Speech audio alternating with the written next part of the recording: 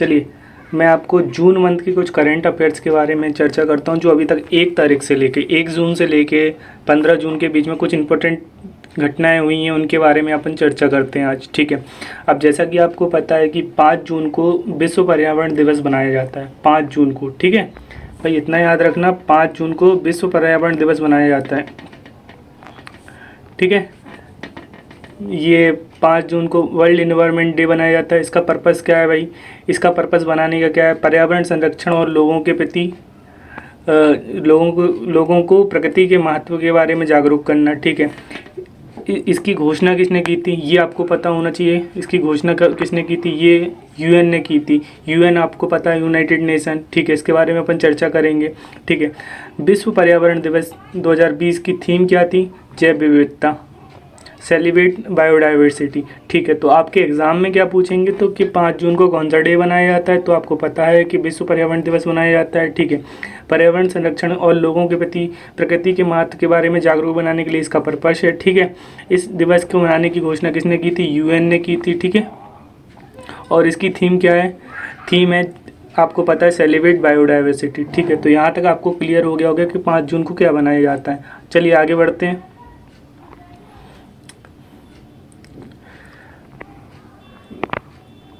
अब मैंने आपसे बोला 4 जून, ऐसे एक और इम्पोर्टेंट डेज है जो आपको पता होगा कि 4 जून आपको इसलिए मैं बता रहा हूँ कि 4 जून के बारे में, क्योंकि आपके एग्ज़ाम में पूछा गया है। ठीक है, 4 जून को क्या मनाया जाता है? International day of innocent children victim of aggression.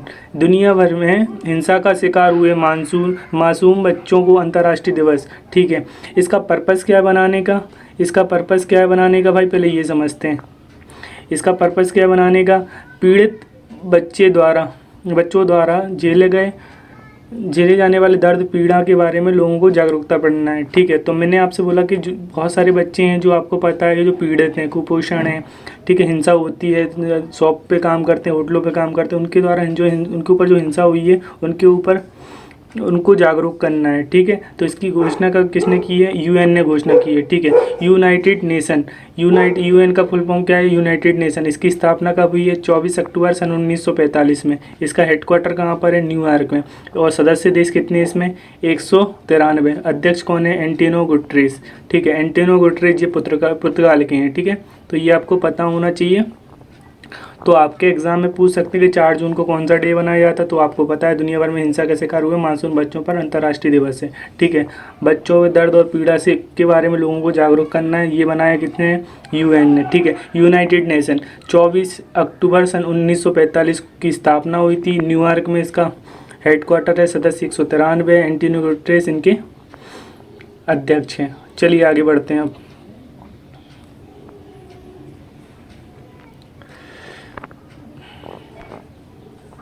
अब मैंने आपसे बोला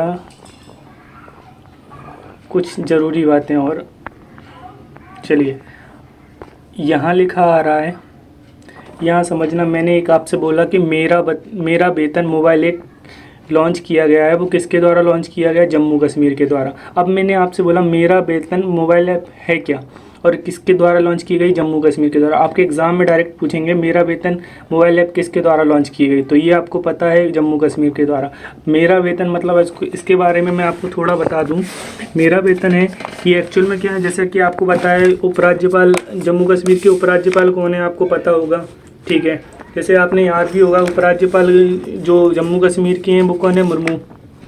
ठीक है, गिरीश चंद्र मुर्मू है। ठीक है, अब मैंने आपसे बोला उनने देखा कि नए इस ऐप का लाने का क्या रीज़न है, पहले इसको समझते हैं। इस ऐप को लाने का क्या रीज़न है? लॉन्च किए गए ऐप का उद्देश्य कर्मचारियों को वेतन संबंधी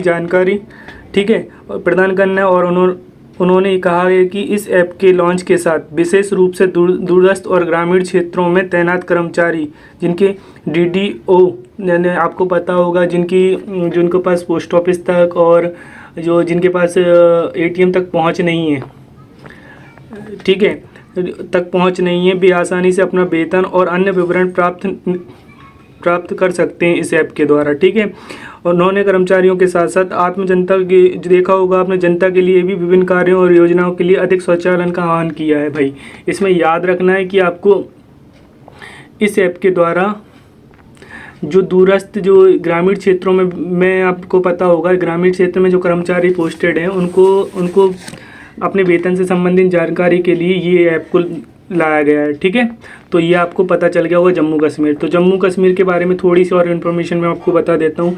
जम्मू कश्मीर है क्या बेटा, ये एक यूटी है, केंद्र शासित प्रदेश है। ठीक है, अब आपको पता है ये केंद्र शासित प्रदेश कब बना, 370 हटने के बाद। ठीक है, अब मैंने आपसे बोला 370 हटने के बाद केंद्र शासित प्रदेश बना। ठीक है, यहाँ के उपराज्यपाल कौन है, गिरीश चंद्र मुर्मू है। ठीक है, अब मैंने आपसे बोला कि जम्मू कश्मीर में एक सबसे बड़ी झील है, उसका नाम क्या है, उसको आपको पता होगा, वो कौन सी झील है, वुलर झील है। ठीक है, और आपको एक और चीज़ पता है, श्रीनगर है यहाँ पर जम्मू कश्मीर में। ठीक है, श्रीनगर किस नदी के किनारे, किस झील के किनारे, वो आपको पता है, वो डल झील के किनारे। तो यहाँ तक आपको सबको क्लियर हो गई होंगी चीज़ें। चलिए आगे बढ़ते हैं।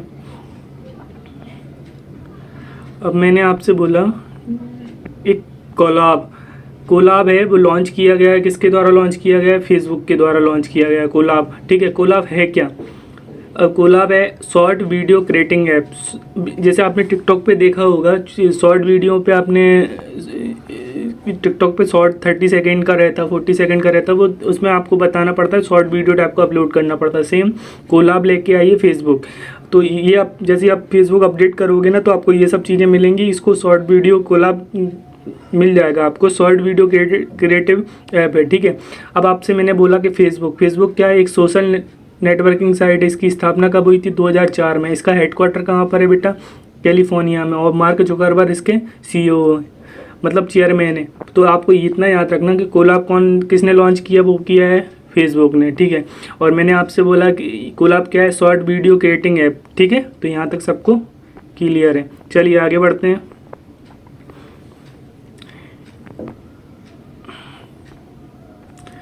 अब मैंने आपको कुछ ज़रूरी चीज़ बता रहा हूँ, वो आपको ज़रूरी न्यूज़ है, वो आपको पता होना चाहिए कि भाई उसमें क्या है। ठीक है, पीएम स्वनिधि स्कीम मतलब मैंने आपसे बोला स्वनिधि मतलब आत्मनिर्भर निधि। ये आपको इम्पोर्टेंट है आपके एग्ज़ाम के लिए। मैं इसलिए बोल रहा हूँ क्योंकि आपको पता है, समझ में आ रहा होगा पीएम स्वनिधि योजना क्या है। अब पहले ये समझते हैं इसकी शुभारंभ किसने किया है। ये इसका शुभारंभ किया है आवास एवं शहरी मंत्रालय जो मामलों के मंत्रालय के मंत्री हैं ना, हरदीप सिंह पुरी, उनने किया है। मतलब लाइक इंडियन सरकार ने, आपको पता है भारत गवर्नमेंट ने। ठीक है, तो इनने शुरुआत की है। ठीक है, ministry of housing and urban affairs, अब आपको पता होगा, ये चीज़ आपको क्लियर होगी, इनने शुरुआत की। अब मैंने आपसे बोला कि इसका पर्पस क्या है। इस योजना के तहत, इसको पढ़ना, इस योजना के तहत स्ट्रीट वेंडर्स को किफ़ायती ऋण उपलब्ध कराया जाएगा, जिससे भी ठप पड़ने पर उनके काम को फिर से शुरू किया जाएगा। अब मैंने आपसे बोला स्ट्रीट वेंडर मतलब आपको पता है जो फेरी वाले होते हैं, जो ठेले वाले होते हैं, आपको पता होना चाहिए, जो पर डे के हिसाब से कमाते हैं। तो उनको क्या है ना, सरकार लोन देगी और अपना बिजनेस फिर से शुरू करने के लिए राशि प्रोवाइड करेगी। ठीक है, अब इसके बारे में थोड़ा और पढ़ते हैं। इस विशेष क्रेडिट स्कीम के तहत 24 मार्च 2020 तक या उससे पहले जो वेंडिंग करने वाले 50 लाख स्ट्रीट वेंडरों को कर्ज ले सकते हैं। तो आपको पता है जो फेरी वाले लोग होंगे, जो आपको पता है पर डे के हिसाब से कमाते थे, उनने कितना रखा है, 50 लाख, मतलब काफ़ी लोग इसमें लोन ले सकते हैं। तो ये आत्मनिर्भर निधि है। ठीक है, अब मैंने आपसे बोला पीएम स्वनिधि का फुल फॉर्म क्या होता है, पहले ये समझ लेते हैं, आपके एग्जाम में पूछ सकते हैं। प्रधानमंत्री street vendor Atmanirbhar Nidhi, PM street vendor Atmanirbhar Nidhi, इसको याद रखना, ये आपको फुल फॉर्म एग्जाम में पूछ सकते हैं। तो मुझे बताइए यहाँ तक सबको क्लियर हो? तो यहाँ तक ये क्लियर है, आपको पता है स्वनिधि स्कीम किसके द्वारा लॉन्च की गई है, हरदीप सिंह पुरी के द्वारा। ये आपके एग्जाम में ज़रूर पूछ सकते हैं। चलिए आगे बढ़ते हैं। अब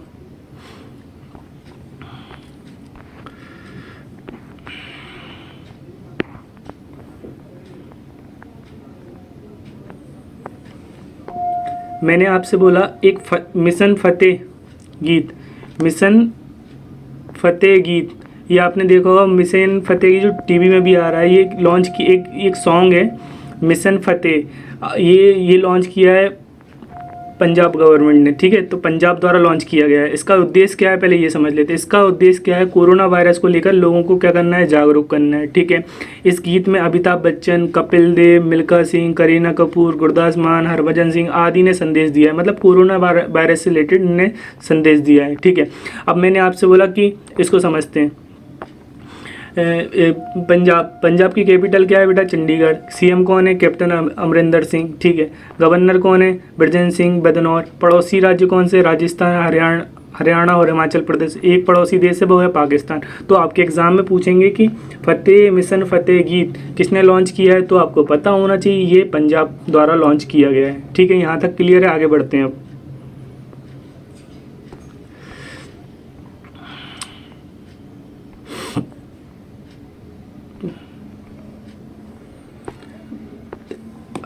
अब मैंने आपसे बोला कि 1 ईयर ऑफ मोदी 2.0 एक बुकलेट आई है जो मोदी जी की 1 साल पूरे होने के, दूसरे कार्यकाल के 1 साल पूरे होने के लिए ये बुकलेट आई है, ठीक है। तो इसका प्रसारण किसने किया, पहले ये पता होना चाहिए। सूचना और प्रसारण मंत्रालय द्वारा, सूचना और प्रसारण मंत्रालय द्वारा इसका विमोचन किया गया है, ठीक है। अभी वर्तमान में सूचना और प्रसारण मंत्रालय के जो मंत्री कौन है? प्रकाश जावड़ेकर। तो भाई ये आपको पता होना चाहिए कि 1 ईयर ऑफ मोदी 2.0 एक बुकलेट लॉन्च की गई है। किसने लॉन्च की है? सूचना और प्रसारण मंत्रालय द्वारा लॉन्च की गई है। और इनके मंत्री कौन है? ये आपको पता है, प्रकाश जावड़ेकर, ठीक है। तो आगे चलिए, आगे बढ़ते हैं, यहाँ तक क्लियर है, ठीक है। अब मैंने आपसे बोला एक स्वदेश योजना आई है। भाई स्वदेश योजना ये किसके द्वारा लॉन्च की गई है? ये स्वदेश योजना लॉन्च की गई है इंडियन गवर्नमेंट द्वारा, ठीक है। स्वदेश योजना किसके द्वारा लॉन्च की गई है? इंडियन गवर्नमेंट द्वारा। अब इंडियन गवर्नमेंट द्वारा तो लॉन्च की गई है, पहले सबसे पहले ये पढ़ते हैं कि स्वदेश का फुल फॉर्म क्या है। Skill workers arrival database for employment support. ये आपसे एग्जाम में पूछ सकते हैं कि स्वदेश का फुल फॉर्म क्या है।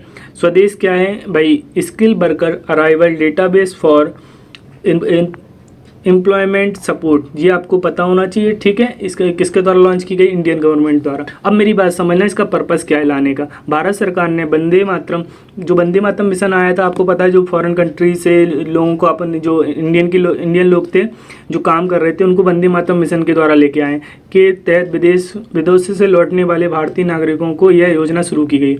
अब मेरी बात समझना, जैसे भारत से कुछ लोग गए थे जो विदेश में काम कर रहे हैं, ठीक है। अब आपको पता है जो अच्छी ग्रेड पे भी काम कर रहे हैं, कुछ लो ग्रेड पे भी काम कर रहे हैं, तो अब वो क्या हुआ, अब वो वापस अपने द्वारा उसी कंट्री में जाने के लिए मना कर रहे हैं। वो बोल रहे हैं कि हमें इंडिया में काम करना है। तो इंडिया में काम करने के लिए सरकार के पास परेशानी हो गई कि भाई कि अब इनके कहाँ से इनको ये रोज़गार दें। तो इस रोज़गार के लिए उनके स्किल्स के हिसाब से, जो जैसा स्किल है उनके हिसाब से, जो उनके पास कौशल है उनके हिसाब से आपको इनको एक फॉर्म फिलअप करना पड़ेगा, ऑनलाइन फॉर्म फिलअप करना पड़ेगा। जो जिस पोस्ट पे वहाँ पे थे उसके अकॉर्डिंग उनको उस स्किल के हिसाब से यहाँ इंडिया में जॉब मिलेगी, ठीक है। तो ये अच्छी योजना है स्वदेश योजना।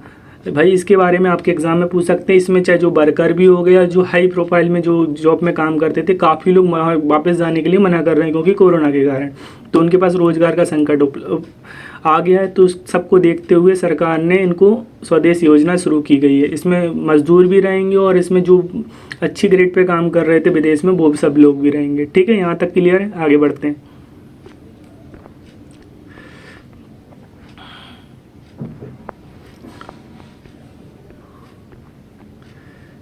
चलिए, अब मैंने बोला उमंग ऐप लॉन्च किसने की है? भारतीय मौसम विज्ञान द्वारा लॉन्च की गई। उमंग एक पहले आ चुकी थी, उसमें उमंग एक आ चुकी है पहले, लेकिन उसमें अपडेटेड करके 7 नए फीचर्स हैं वो ऐड कर दिए। तो इतना याद रखना, जो उमंग ऐप है वो अभी जो लॉन्च करके अपडेट की है वो मौसम सेवाओं की जानकारी के लिए, मौसम से रिलेटेड जो भी समस्याएं रहेंगी वो उमंग ऐप पे आपके जरिए आप देख सकते हैं। अब मैंने आपसे बोला IMP मतलब मैंने इसका फुल फॉर्म बताऊं तो इंडिया मेट्रोलॉजिकल डिपार्टमेंट, भारतीय मौसम विज्ञान, ठीक है। इसकी स्थापना कब हुई है? 1875 में। इसका हेडक्वार्टर कहाँ पर है? न्यू दिल्ली में। और डॉक्टर मृत्युंजय महापात्रा इसके डायरेक्टर हैं। तो आपको ये एग्जाम में पूछेगा कि उमंग ऐप का किसके द्वारा लॉन्च की गई है, तो ये लॉन्च की गई है भाई भारतीय मौसम विज्ञान विभाग द्वारा, ठीक है। इसका पर्पज़ क्या है? मौसम सेवाओं की जानकारी प्रदान करना, ठीक है। चलिए आगे बढ़ते हैं, ठीक है। अब एक और न्यूज़ है, मैंने आपसे बोला खेलों का उद्योग का दर्जा देने वाला पहला राज्य कौन सा बना? भाई मिजोरम। अब आपको पता है खेल को एक स्पोर्ट्स का दर्जा, अब आपको पता है उद्योग का दर्जा दिया है भाई, किसने दिया है? मिजोरम ने। ये आपके एग्जाम में मोस्ट इंपॉर्टेंट क्वेश्चन है भाई। इसको इग्नोर मत मानना। खेलों को उद्योग का दर्जा देने वाला जो राज्य है वो मिजोरम बना है, ठीक है। यह कदम खेलों के क्षेत्र में रोजगार पैदा करने और महत्व बढ़ाने की दिशा में खेलों को अधिक निवेश करने के लिए किया गया है। भाई ये उद्योग का दर्जा दिया गया है, मतलब आपको पता है ये अच्छा कदम है, ठीक है। खेल मंत्री मतलब रॉबर्ट रोमियो रोएटे, RRR, रॉबर्ट रोमाबिया रोएटे, ये आपको पता होना चाहिए, ये इनके खेल मंत्री हैं जो आपके एग्ज़ाम में पूछ सकते हैं। तो याद रखना कि खेलों को उद्योग का दर्जा देने वाला पहला राज्य कौन सा है? मिजोरम। चलिए आगे बढ़ते हैं।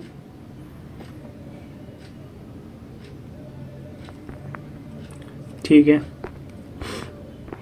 अब मैंने आपसे बोला इसमें एक और न्यूज़ है, एक डैशबोर्ड जारी किया गया है। भाई डैशबोर्ड जारी किया गया है, वो NDMA द्वारा जारी किया गया था। तो भाई डैशबोर्ड है क्या? NMIS ऑनलाइन डैशबोर्ड है भाई ये। NMIS है क्या? नेशनल माइग्रेट इन्फॉर्मेशन सिस्टम, राष्ट्रीय प्रवासी सूचना प्रणाली। इसका फुल फॉर्म ध्यान रखना आप लोग, नेशनल माइग्रेट इन्फॉर्मेशन सिस्टम, राष्ट्रीय प्रवासी सूचना प्रणाली, ठीक है। इसका पर्पस क्या है पहले ये समझते हैं। प्रवासियों के आंदोलन के बारे में जानकारी हासिल करने और राज्यों को फंसे हुए व्यक्तियों को सुचारू आगमन के सुगम बनाना इसका उद्देश्य है। अब मैंने आपसे बोला कि ये प्रवासी मजदूर जो भी हैं, जो जहाँ फंसे हैं, वो कहीं आंदोलन करने लगे, तो उन सबको देखते हुए सरकार ने एक डैशबोर्ड बनाया, मतलब ऑनलाइन वेबसाइट पर देखा होगा, वहाँ पर उनकी डेटा एंटर होगा। उनको आने के लिए, वापस फंसे हुए मजदूरों को अपने खुद के स्टेट में लाने के लिए, जहाँ के होंगे वहाँ के लिए एक डैशबोर्ड तैयार किया है। इसका पर किसके द्वारा लॉन्च किया गया है भाई? NDMA के द्वारा। तो NDMA क्या है भाई? राष्ट्रीय नेशनल डिजास्टर मैनेजमेंट अथॉरिटी, राष्ट्रीय आपदा प्रबंधन प्राधिकरण, ठीक है। ये ठीक है, इसकी स्थापना कब हुई है? सन 2005 में। इसका हेडक्वार्टर कहाँ पर है? न्यू दिल्ली में। तो यहाँ तक ये चीज़ याद रखना, NMIS ऑनलाइन डैशबोर्ड किसके द्वारा लाया गया है? NDMA के द्वारा लॉन्च किया गया है। MSIS क्या है? नेशनल माइग्रेट इन्फॉर्मेशन सिस्टम, ठीक है, राष्ट्रीय प्रवासी सूचना प्रणाली, ठीक है। ये एक्चुअल में क्या है? प्रवासी मजदूरों के लिए। तो यहाँ तक सबको क्लियर है, ठीक है। आज की क्लास को यहीं ओवर करते हैं। आई थिंक आप लोगों को समझ में आया होगा। ओके, आगे इसके आगे आपको नेक्स्ट क्लास में मिलेगा, ठीक है। ऐसे जून मंथ के में जरूरी जो भी करंट अफेयर्स होंगे वो मैं आपको ऐसे ही अपडेट करता रहूँगा, ठीक है। Thank you.